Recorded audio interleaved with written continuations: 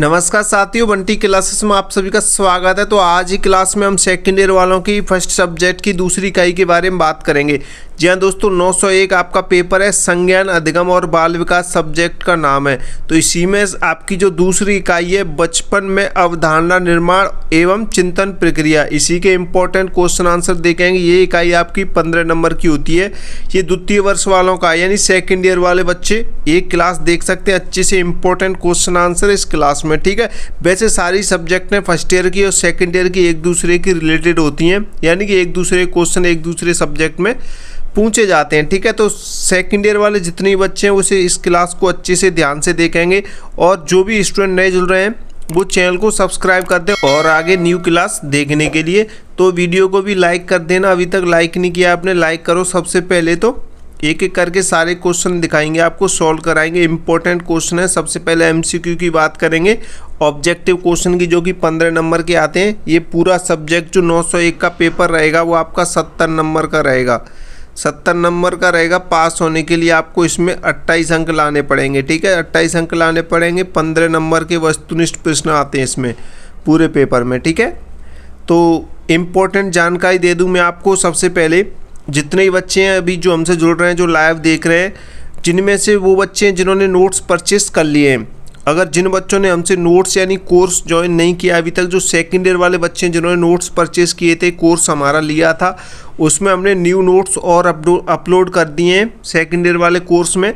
तो जो बच्चे कोर्स में नहीं जुड़ पाए थे वो व्हाट्सएप पे मैसेज करें और कोर्स में जुड़ जाएं जिन्होंने नोट्स ले रखे हैं। और जो बच्चे न्यू हैं, जो नोट्स लेना चाहते हैं, हमारे कोर्स में जुड़ना चाहते हैं, तो वो आपको ये नंबर दिखाई दे रहा है स्क्रीन पे, 72 40 28 72 81। इस नंबर से आप व्हाट्सएप मैसेज करके हमारा कोर्स परचेज कर सकते हैं, नोट्स खरीद सकते हैं और अच्छी तैयारी कर सकते हैं आप। नोट्स में इंपॉर्टेंट क्वेश्चन आंसर हैं सरल व आसान भाषा में, जिन्हें आप एक बार में ही पढ़ के समझ जाएंगे और कम समय में आप उसे पढ़ सकते हैं। सीरीज बुक आप पढ़ते हैं तो ज़्यादा टाइम लगेगा और सीरीज बुक आपको समझ नहीं आती है, तो आप ये क्लास भी देखेंगे इसमें और आप कोर्स में नोट्स भी पढ़ेंगे। नोट्स सबसे ज़्यादा इंपॉर्टेंट है क्योंकि नोट्स से ही ज़्यादातर क्वेश्चन एग्जाम पेपर में देखने को मिल जाते हैं। तो आप नोट्स परचेस कर लो दिए हुए व्हाट्सएप नंबर पे 72 40 28 72 81। जल्दी से व्हाट्सएप मैसेज करो, ये मौका आपको बार बार नहीं मिलेगा। सेकेंड ईयर वालों स्टूडेंट तो जल्दी से आप नोट्स परचेस कर सकते हैं। फर्स्ट ईयर सेकेंड ईयर सबके नोट्स अवेलेबल है, ठीक है। और भी बहुत कुछ मिल जाएगा आपको नोट्स के साथ। तो चलिए एक एक करके सारे क्वेश्चन देखते हैं। तो सबसे पहला जो हमारा जो क्वेश्चन है वो है, अवधारणा निर्माण का मुख्य आधार क्या है। अवधारणा निर्माण का मुख्य आधार क्या है, ये एमसीक्यू है। तो ऑब्जेक्टिव क्वेश्चन कर रहे हैं, तो अवधारणा निर्माण का जो मुख्य आधार होता है वो अनुभव होता है, ठीक है। अनुभव इसका राइट आंसर हो जाएगा। चलिए एक एक करके सारे आपके क्वेश्चन सॉल्व कराएंगे। वर्गीकरण किस प्रक्रिया से संबंधित है। वर्गीकरण किस प्रक्रिया से संबंधित है, तो अवधारणा निर्माण की प्रक्रिया से संबंधित है, ठीक है, अवधारणा निर्माण से। आगे देखें, निम्न में से कौन अवधारणा निर्माण का चरण नहीं है। पहले क्वेश्चन को ध्यान से पढ़ेंगे। निम्न में से, जो निम्न ऑप्शन दिए गए आपको, इनमें से कौन सा अवधारणा निर्माण का चरण नहीं है। नहीं पूछ रहा है तो आपको नहीं पे विशेष ध्यान रखना है। तो नहीं है तो इसका राइट आंसर क्या हो जाएगा, सोना हो जाएगा, ठीक है, सोना। अनुभव है, तुलना है, वर्गीकरण है, लेकिन क्या नहीं है, सोना नहीं है। तो डी आंसर इसका राइट आंसर हो जाएगा। चलिए नेक्स्ट क्वेश्चन देखते हैं। अवधारणा निर्माण में सामान्यीकरण का अर्थ है। अवधारणा निर्माण में सामान्यीकरण का क्या अर्थ है, तो इसमें नियम बनाना हो जाएगा, ठीक है, नियम बनाना इसका राइट आंसर हो जाएगा। वीडियो को लाइक करो भाई यार, क्लास को लाइक करो। आप लाइक नहीं करते हैं। लाइक करने में आपका क्या जाता है, आपके लिए इतनी मेहनत से वीडियो शूट करते हैं, आपके लिए नोट्स तैयार करते हैं, आप वीडियो को लाइक करो। आपके लिए इंपॉर्टेंट क्वेश्चन आंसर करा रहे हैं तो वीडियो को लाइक करो और कमेंट भी करो, ठीक है। कमेंट करना अपने मन से जो आपको लगे, ठीक है, नहीं तो थैंक यू बोल देना। क्लास के बारे में बताना आपको कैसी लगी, ठीक है, कमेंट जरूर करना। तो नेक्स्ट क्वेश्चन कह रहा है, बच्चे में अवधारणा निर्माण को सबसे अधिक प्रभावित करता है। जो बच्चा होता है उसमें अवधारणा निर्माण को सबसे अधिक कौन प्रभावित करता है, तो वातावरण सबसे अधिक प्रभावित करता है, ठीक है, वातावरण। चलिए नेक्स्ट क्वेश्चन देखें। फल, फल शब्द है वो किसका उदाहरण है। फल शब्द है वो किसका उदाहरण है, तो ये अवधारणा का उदाहरण है, ठीक है, अवधारणा का उदाहरण है। इसमें ये ऑब्जेक्टिव क्वेश्चन पहले करा रहा है, इसके बाद आपको लॉन्ग क्वेश्चन भी कराएंगे लिखने वाले। उन क्वेश्चन को जब आप करते हैं तो आपको सारा कंटेंट क्लियर हो जाएगा आपका, अच्छे से आप समझ जाएंगे, ठीक है। तो जीन पियाजे के अनुसार बच्चा कैसे सीखता है? जीन पियाजे के अनुसार बताना है कि बच्चा कैसे सीखता है। तो जीन पियाजे के अनुसार बच्चा अनुभव से सीखता है। नेक्स्ट क्वेश्चन की तरफ बढ़े। लेव वाइगोत्स्की के अनुसार सीखना किससे होता है? सीखना किससे होता है? तो ये समाज से होता है, ठीक है। दूसरों से सीखने के बारे में बताते हैं लेव वाइगोत्स्की। नेक्स्ट क्वेश्चन देखें। ब्रूनर के अनुसार पहला स्तर कौन सा है? तो ब्रूनर के अनुसार जो पहला स्तर है वो हो जाएगा आपका क्रियात्मक, ठीक है। क्रियात्मक हो जाएगा पहला स्तर। चलिए नेक्स्ट क्वेश्चन देखते हैं। ब्रूनर के अनुसार सीखने का अंतिम स्तर कौन सा? इससे पहले पहला पूछा था, तो पहला स्तर कौन सा था? क्रियात्मक। अब ये अंतिम पूछ रहा है, तो अंतिम कौन सा हो जाएगा? प्रतीकात्मक, ठीक है। प्रतीकात्मक हो जाएगा, ये पहला हो जाएगा, ये दूसरा हो जाएगा, ये तीसरा हो जाएगा, ठीक है। यानी कि 3 ही स्तर बताए थे ब्रूनर ने। तो पहला कभी कभी क्रम पूछ लेता है, तो क्रम में आप पहला ध्यान रखेंगे क्रियात्मक, दूसरा प्रतिमात्मक और तीसरा आपका प्रतीकात्मक हो जाएगा, ठीक है। ध्यान रखें इनका, ये क्रम भी पूछ लेता है, कभी पहला स्तर, कभी दूसरा, कभी तीसरा, ये ध्यान रखेंगे आपको, ठीक है। नेक्स्ट राइट आंसर इसका सी हो जाएगा, प्रतीकात्मक। नेक्स्ट क्वेश्चन देखें। जीपीडी का संबंध किससे है? जीपीडी का संबंध किससे है? तो ये वाइगोत्स्की से है, ठीक है। वाइगोत्स्की ने बताया था जीपीडी के बारे में। ये आगे आपको लॉन्ग क्वेश्चन में देखने को मिलेगा डिटेल से, ठीक है। तो निकट विकास क्षेत्र का अर्थ है निकट विकास। निकट विकास का क्षेत्र का अर्थ होता है संभावित विकास स्तर, ठीक है। संभावित विकास स्तर। नेक्स्ट क्वेश्चन देखें। चिंतन क्या है? तो चिंतन एक मानसिक प्रक्रिया है, ठीक है। चिंतन एक मानसिक प्रक्रिया है। चिंतन का मुख्य कार्य क्या है? तो चिंतन का मुख्य कार्य है समस्या समाधान। चिंतन का मुख्य कार्य समस्या समाधान। चिंतन की प्रकृति कैसी होती है? तो चिंतन की प्रकृति कैसी होती है? मानसिक प्रकृति होती है चिंतन की।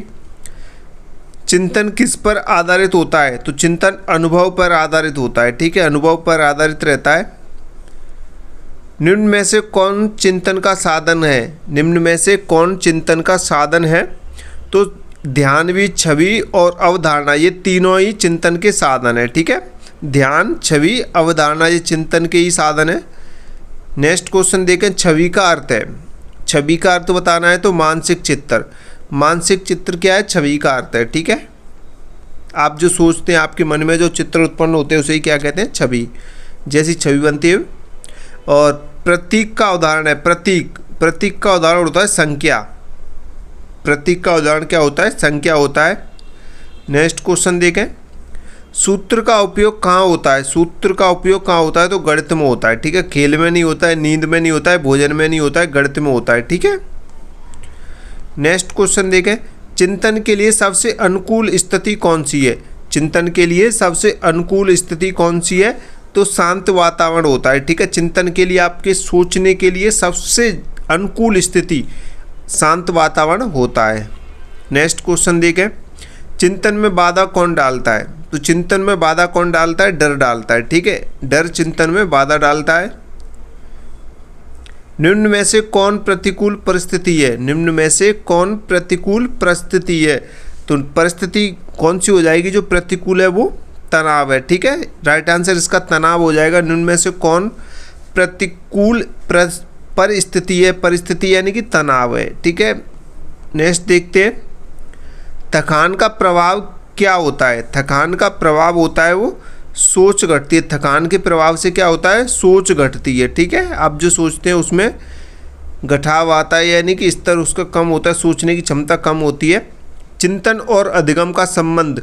चिंतन और अधिगम का संबंध क्या होता है? पूरक होता है। एक दूसरे से कैसा होता है? पूरक होता है चिंतन और अधिगम का संबंध। चिंतन से क्या होता है? चिंतन से क्या होता है? तो चिंतन से सीखना गहरा होता है, ठीक है। चिंतन से सीखना कैसा होता है? गहरा होता है। अधिगम से क्या बढ़ता है? अधिगम से क्या बढ़ता है? तो अधिगम से सोचने की क्षमता बढ़ती है, ठीक है। अधिगम यानी कि सीखना। अगर आपने पहली क्लास देखी होगी तो उसमें हम बताए थे अधिगम क्या होता है? सीखना। तो आप जितना सीखोगे आपकी सोचने की क्षमता क्या होगी? बढ़ेगी, ठीक है। अधिगम यानी सीखना। समस्या समाधान किससे जुड़ा है? समस्या समाधान किससे जुड़ा है? तो जो समस्या समाधान है वो चिंतन से जुड़ा हुआ है, ठीक है। चिंतन से जुड़ा हुआ है। नेक्स्ट क्वेश्चन देखिए, चिंतन का उपयोग कहाँ होता है? तो चिंतन का जो उपयोग है वो कहाँ होता है? चिंतन का उपयोग जीवन के हर क्षेत्र में होता है। ठीक है, चिंतन यानी सोचना, थिंकिंग। आप चिंतन करते हैं, सोचते हैं, तो जीवन के हर एक क्षेत्र में आप सोचते हैं तो जीवन के हर क्षेत्र में हो जाएगा इसका उपयोग। ठीक है, नेक्स्ट देखें, चिंतन किसे मजबूत बनाता है? चिंतन किसे मजबूत बनाता है? तो बौद्धिक विकास को चिंतन मजबूत बनाता है। ठीक है, चलिए अब लॉन्ग क्वेश्चन आ गए हैं। तो अभी तक आपने क्लास को लाइक नहीं किया है तो लाइक कर दो, और जितने बच्चे हैं जो पहली बार जुड़ रहे हैं वो चैनल को सब्सक्राइब करो भाई, और कमेंट भी कर दो यार, छोटी सी प्यारी सी एक कमेंट भी तो आप कर सकते हैं। और जो बच्चे नए हैं वो अच्छी तैयारी करना चाहते हैं, अच्छा स्कोर करना चाहते हैं, तो बंटी क्लासेस के नोट्स ले लो भाई। स्क्रीन पर नंबर दिखाई दे रहा है 72 40 28 72 81, ये हमारा व्हाट्सअप नंबर है, नोट कर लो जल्दी से। 72 40 28 72 81, इस नंबर पे आप हमें व्हाट्सअप मैसेज करें और नोट्स परचेज कर लें। सेकंड ईयर का कोर्स ज्वाइन कर लें, उसमें इंपॉर्टेंट क्वेश्चन आंसर और भी बहुत कुछ मिल जाएगा आपको। ठीक है, ये सारी हम जो क्लासेस करा रहे हैं वो भी आपको उसी में देखने को मिल जाएंगी, तो कोर्स ज्वाइन कर लें। तो सबसे पहला जो इम्पोर्टेंट क्वेश्चन आंसर आपका जो इम्पोर्टेंट क्वेश्चन है अब इस सेकंड वाली यूनिट से, तो वही है कॉन्सेप्ट क्या है, यानी कि अवधारणा क्या है। अवधारणा यानी कि कॉन्सेप्ट। अवधारणा क्या होती है? तो यहाँ पे हमने लिख रखा है, अच्छे से आप इसे पढ़ेंगे। अवधारणा एक मानसिक ढांचा है। अवधारणा क्या है? एक मानसिक ढांचा है जिसके द्वारा हम दुनिया की चीज़ों को समझते हैं। जब हम अलग अलग वस्तुओं या घटनाओं में समानता देखते हैं और उन्हें एक नाम या वर्ग देते हैं तो वो अवधारणा बनती है। उससे क्या होता है? अवधारणा बनती है, कॉन्सेप्ट क्रिएट होता है। जैसे आप अलग अलग चीज़ें देखते हैं या कोई घटना देखते हैं, कुछ भी देखते हैं, तो उससे क्या होती है? अवधारणा बनती है, कॉन्सेप्ट बनता है। ठीक है, और इसे आसानी से समझे, ये हमें चीज़ों को पहचानने, समझने और याद रखने में क्या करता है? मदद करता है। जैसे आपने कोई चीज़ देखी, उसे आप फिर से देखते हैं तो वो पिछली वाली चीज़ें आपको ध्यान आ जाएगी कि हाँ ये ऐसी चीज़ हमने वहाँ पे देखी थी। ठीक है, जैसे आप कोई गेंद देखते हैं, जैसे आप यहाँ पे उदाहरण देखेंगे, मैं आपको उदाहरण के थ्रू समझाने का प्रयास करूँगा। बच्चा पहले एक कुत्ता देखता है, ठीक है, फिर दूसरा देखता है, वो धीरे धीरे वह समझता है कि ये दोनों अलग अलग दिखने के बावजूद कुत्ता हैं। यानी कि एक उसने वाइट कुत्ता देखा, एक उसने ब्लैक कुत्ता देखा, लेकिन है तो वही कुत्ता ही है, लेकिन बच्चे को क्या पता, लेकिन वो धीरे धीरे क्या हो जाता है? समझ जाता है। ठीक है, तो यही क्या है? कुत्ता की क्या है? अवधारणा है। ठीक है, बच्चे के मन में एक अवधारणा आ गई कि ये ऐसा कुत्ता होता है। ठीक है, क्लियर कॉन्सेप्ट आपका। चलिए नेक्स्ट क्वेश्चन की तरफ बढ़ते हैं। आपको ये सारे क्वेश्चन आपके मन के अकॉर्डिंग, यानी कि अपनी सोचने, अपनी थिंकिंग के अकॉर्डिंग, अपने विचारों के अकॉर्डिंग आप लिखेंगे इसका उत्तर, तो आपको अच्छे नंबर मिल जाएंगे। अपनी भाषा में लिखें हमेशा उत्तर। ठीक है, हमने सरल और आसान भाषा दी आपको ताकि आप इसे अच्छे से समझ सकें। ठीक है, तो क्लास को लाइक करो भाई, अभी तक लाइक नहीं किया, लाइक बहुत कम आ रहे हैं वीडियो क्लास पर। ठीक है, लाइक करो जिन्होंने नहीं किया है। और नेक्स्ट क्वेश्चन देखें, आपका नेक्स्ट क्वेश्चन कह रहा है अवधारणा निर्माण में कौन कौन सी मानसिक प्रक्रिया होती हैं। अवधारणा निर्माण में कौन कौन सी मानसिक प्रक्रिया होती हैं? तो अवधारणा निर्माण एक चरणबद्ध प्रक्रिया है। कैसी एक चरणबद्ध प्रक्रिया है? तो इसके चरणबद्ध जो चरण हैं वो देखेंगे।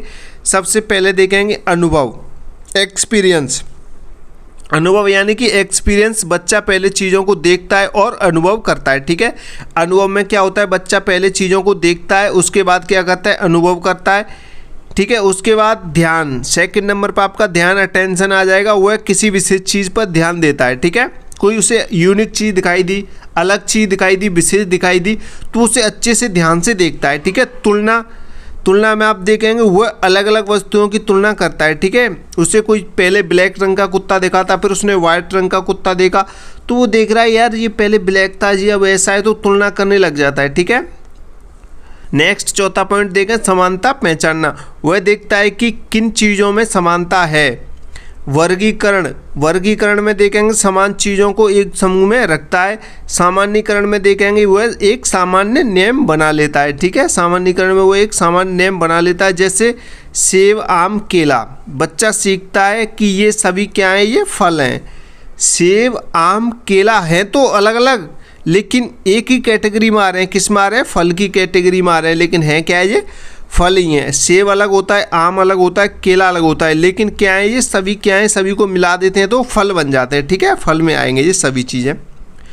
नेक्स्ट क्वेश्चन देखें, अवधारणा विकास को प्रभावित करने वाले कारक, यानी अवधारणा विकास को प्रभावित करने वाले कारक हैं वो कौन कौन से हैं वो आपको लिखने हैं। तो आप यहाँ पे लिख सकते हैं बुद्धि। सबसे पहले बुद्धि, बुद्धि से क्या होता है, अधिक बुद्धि वाले बच्चे जल्दी और अच्छी अवधारणाएं बनाते हैं। ठीक है, अधिक बुद्धि वाले बच्चे होते हैं वो जल्दी और अच्छी अवधारणाएं बनाते हैं, यानी अच्छा सोचने लगते हैं। ठीक है, अच्छा कॉन्सेप्ट क्रिएट कर लेते हैं। अनुभव की बात करें तो जितना ज़्यादा अनुभव उतना बेहतर समझ। ठीक है, उतनी बेहतर समझ होती है जितना ज़्यादा अनुभव होता है। भाषा में देखें, भाषा से बच्चे अपने विचार व्यक्त करता है। वातावरण से घर और स्कूल का माहौल बहुत प्रभाव डालता है। और शिक्षक और शिक्षा में अच्छे शिक्षक सही दिशा देते हैं। रुचि और प्रेरणा देखें तो रुचि और प्रेरणा में जिस विषय में रुचि होगी उसमें अवधारणा जल्दी बनेगी। ठीक है, आपको जिस सब्जेक्ट में इंटरेस्ट है आप उस सब्जेक्ट में अपना कॉन्सेप्ट ज़्यादा क्लियर करेंगे, उसकी अवधारणा ज़्यादा बनेगी।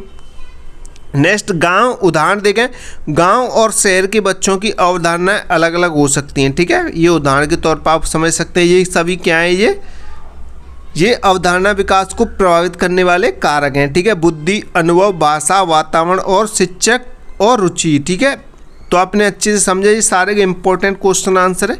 इकाई दूसरी से समय, स्थान, कार्य, कारण और स्वयं की अवधारणाओं का विकास।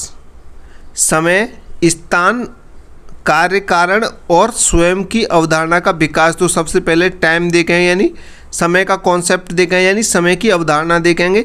बच्चा धीरे धीरे समय को समझता है, जैसे सुबह, शाम, कल, भविष्य। ठीक है, तो ये सारी चीज़ आप इसमें लिख सकते हैं। इस टाइप का क्वेश्चन पूछे तो आपको बस समझना है। मैं आपको सरल तरीके से समझाने का प्रयास कर रहा हूँ, आपको समझना है। बाकी चीज़ें आप स्वयं से भी कर सकते हैं। ठीक है, आप इन नोट्स को पढ़ेंगे। अगर आपने कोर्स लिया होगा तो ये सारी पीडीएफ जो क्लास की पीडीएफ है वो भी आपको नोट्स के साथ उपलब्ध करा दी जाएंगी सेकेंड ईयर वाले कोर्स में। ठीक है, उदाहरण के तौर पर आप देख सकते हैं, कल मेरा टेस्ट है, तो ये समय हो गया। ठीक है, कल मेरा टेस्ट है, तो ये सारी चीज़ें बच्चा सीखता है शुरुआत में।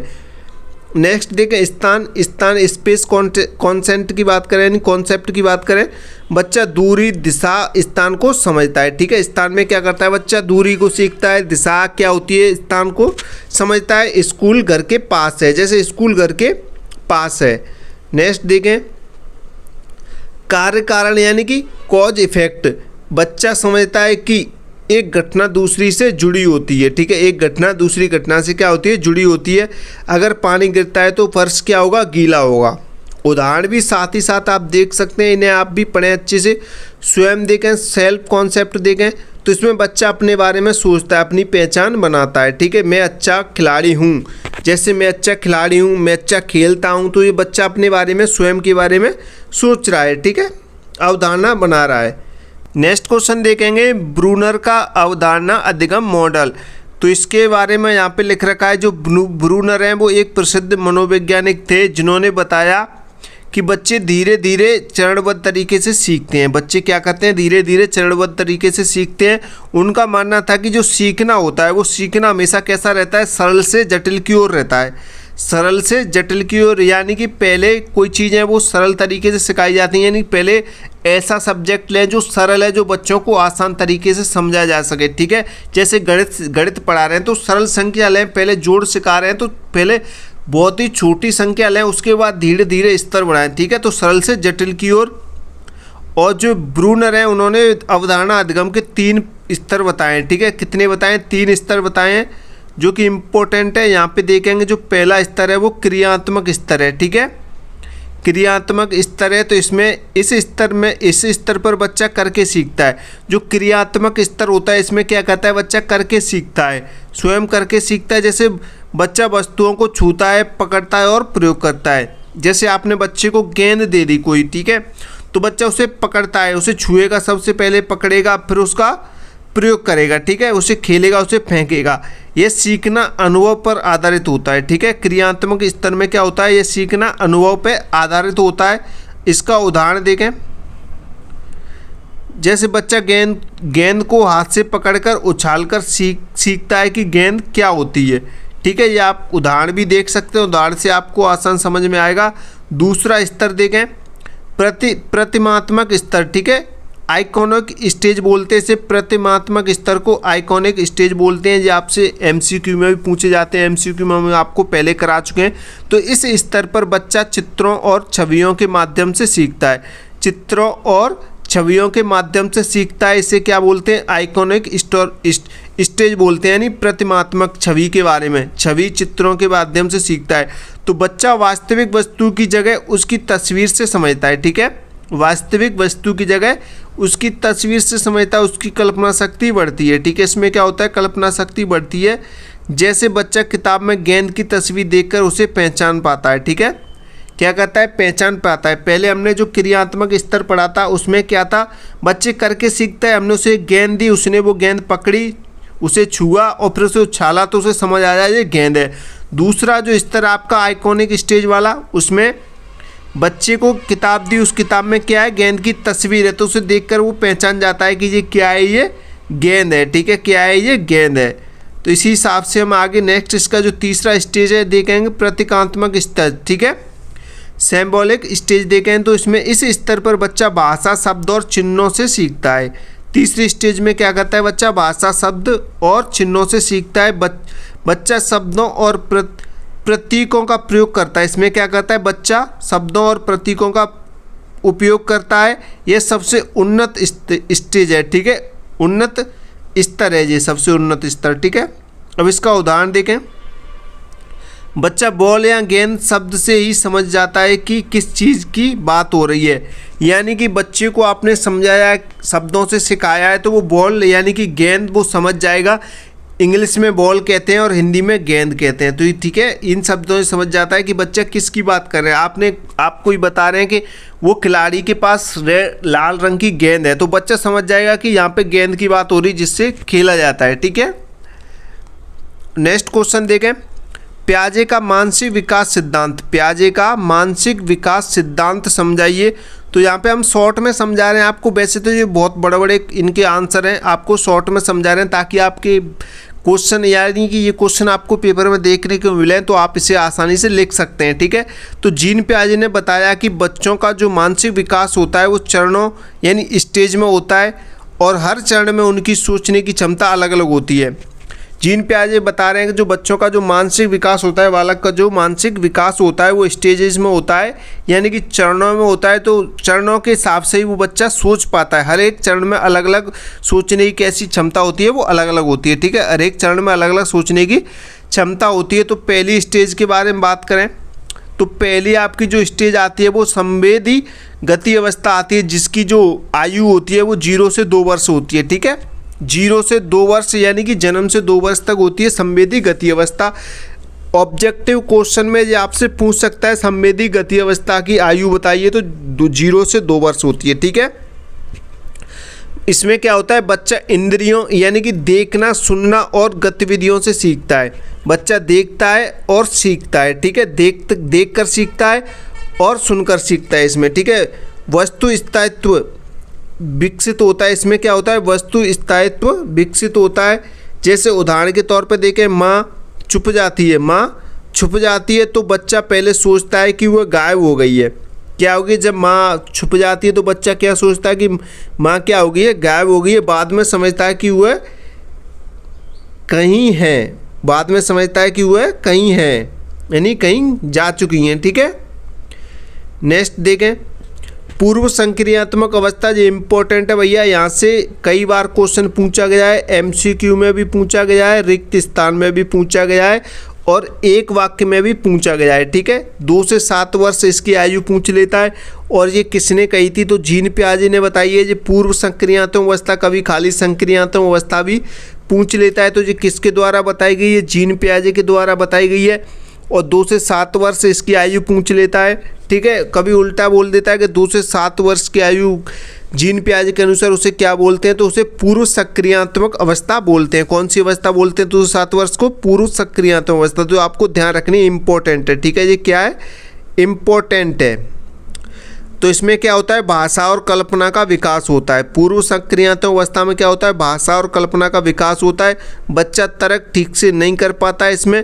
और इसमें क्या होता है? आत्म केंद्रित होता है, ठीक है। बच्चा इसमें कैसा होता है? आत्म केंद्रित होता है। उदाहरण देखें, बच्चा सोचता है कि सब लोग वही देखते हैं जो वह देखता है, ठीक है।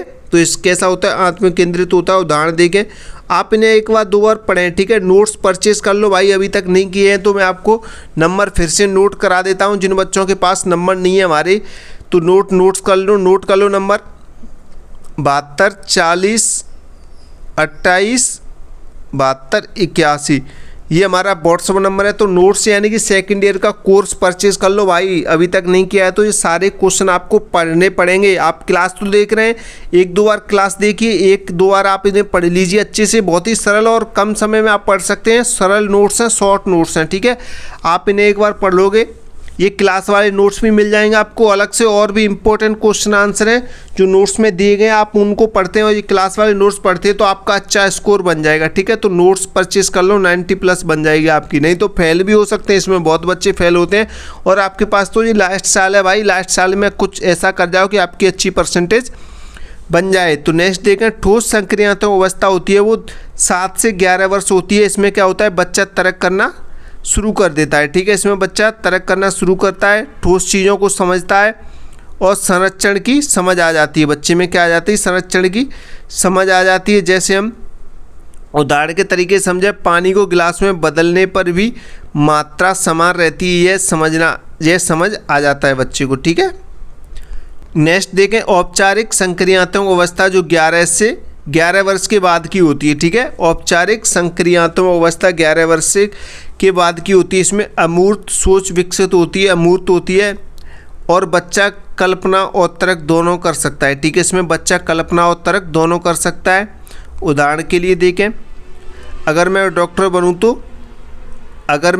बनूं तो जैसी सोच, ठीक है। अगर डॉक्टर बनोगे तो आपकी वैसी सोच हो जाएगी, जैसे आप सोचेंगे वैसा ही बनते हैं, ठीक है। आप डॉक्टर बनोगे तो डॉक्टर की तरह ही सोचोगे। मुख्य विशेषताएं देखें, बच्चा खुद अनुभव से सीखता है, हर क्षण जरूरी है और विकास क्रमिक होता है, ठीक है। इसमें जो जीन पियाजे के अनुसार जो बताई गई अवस्था है उसमें क्या होता है, विकास कैसा होता है, क्रमिक होता है, ठीक है। नेक्स्ट क्वेश्चन देखें, वाइगोत्स्की के अवधारणा निर्माण के बारे में विचार, ठीक है। तो वाइगोत्स्की जो एक मनोवैज्ञानिक है, उनके अवधारणा निर्माण के बारे में विचार है यहाँ पे लिखे हुए हैं, तो आपको पढ़ने अच्छे से और समझने हैं, ठीक है। उससे पहले वीडियो क्लास को लाइक कर दो भाई, लाइक कर दो। क्लास को लाइक नहीं किया है तो नए बच्चे हैं तो वो चैनल को सब्सक्राइब करें। उसके बाद यहाँ पे पढ़े, वाइगोत्स्की के अनुसार अवधारणा निर्माण एक सामाजिक प्रक्रिया है। कैसी है, सोशल प्रोसेस है, ठीक है। बच्चा अकेले नहीं सीखता है।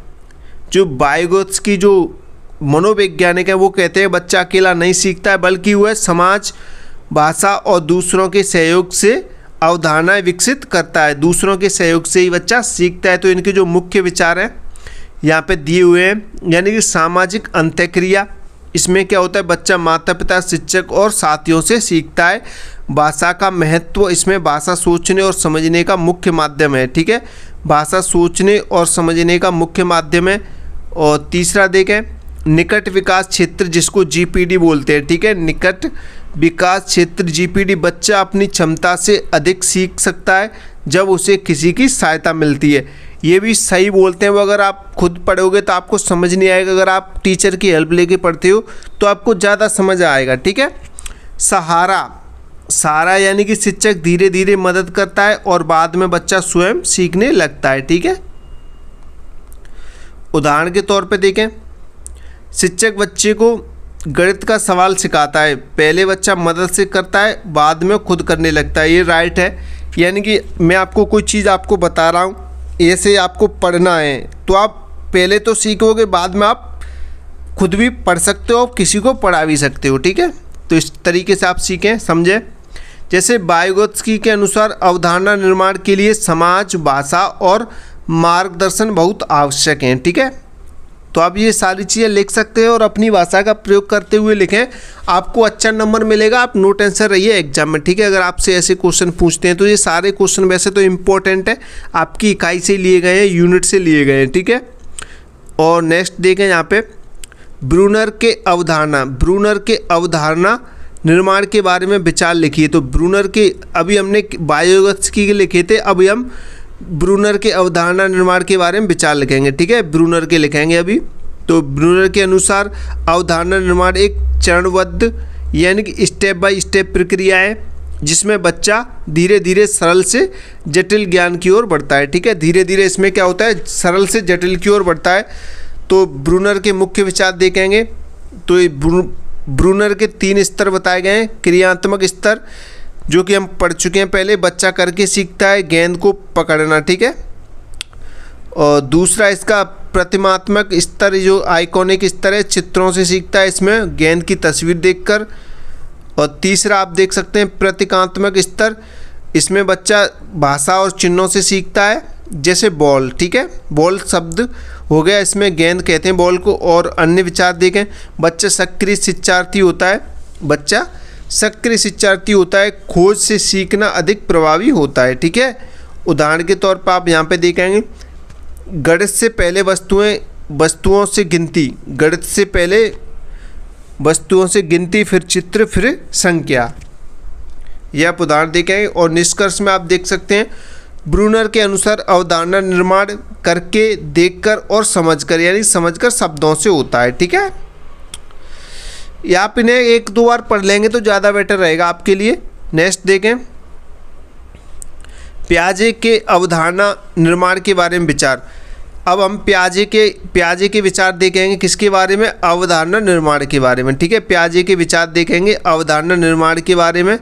तो चलिए देखते हैं पियाजे के विचार, पियाजे क्या कहते हैं। जीन पियाजे के अनुसार बच्चा अवधारणाएं अपने अनुभव और क्रियाओं के माध्यम से स्वयं बनाता है। ठीक है, अपने अनुभव और क्रियाओं के माध्यम से स्वयं बनाता है, वह एक सक्रिय शिक्षार्थी होता है। ठीक है, ये कौन कह रहा है, ये पियाजे कह रहे हैं, जीन पियाजे। तो इनके मुख्य सिद्धांत देखेंगे तो इनके जो मुख्य सिद्धांत है वो अभिग्रहण। अभिग्रहण में क्या होता है, नई जानकारी को पुराने ज्ञान से जोड़ना। ठीक है, नई जानकारी को पुराने ज्ञान से जोड़ना। समायोजन यानी पुराने ज्ञान को बदलकर नई जानकारी को अपनाना। ठीक है, समायोजन ये आपको अच्छे से पढ़ना है। और संतुलन में आप देखें दोनों के बीच संतुलन बनाना। ठीक है, नए और पुराने ज्ञान के बीच क्या है, संतुलन बनाना।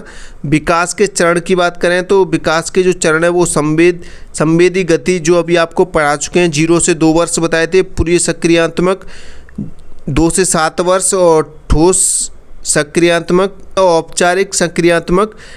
तो आप इन्हें देखें, अच्छे से पढ़ें, उदाहरण भी देखें।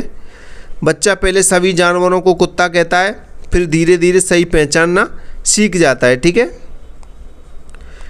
निष्कर्ष में देखें पियाजे के अनुसार अवधारणा निर्माण है स्वयं अनुभव क्रिया प्लस विकास के चरणों पर आधारित। ठीक है, आप इन्हें अच्छे से देख सकते हैं, समझ सकते हैं। नेक्स्ट क्वेश्चन देखें तो नेक्स्ट क्वेश्चन आपका कह रहा है चिंतन क्या है, यानी कि थिंकिंग क्या है। तो इसके बारे में आपको हम नेक्स्ट क्लास में कराएंगे, यानी कि आपकी जो सेकंड क्लास आएगी उसमें आपको कराएंगे। ठीक है, अभी तो अब ये क्लास यहीं तक रोकते हैं। आपकी सेकंड क्लास में आपकी जो अब ये आपकी दूसरी इकाई की पहली क्लास होगी, इसके बाद हम दूसरी क्लास की यानी दूसरी इकाई की दूसरी क्लास लेके आएंगे जल्दी। ठीक है, आपको डेली 8 PM आपको जुड़ जाना है बंटी क्लासेस से, आपको डेली इंपॉर्टेंट क्वेश्चन आंसर कराए जाएंगे। ठीक है, तो वीडियो को लाइक कर दो, चैनल को सब्सक्राइब कर दो। जिन बच्चों ने नोट्स परचेस नहीं किए हैं, कोर्स नहीं खरीदा है, तो वो कोर्स ले सकते हैं। भाई नंबर नोट कर लो, एक बार मैं आपको फिर से नंबर नोट करा रहा हूँ, नंबर नोट कर लो। जिन बच्चों के पास नंबर नहीं है, 72 40 28 72 81,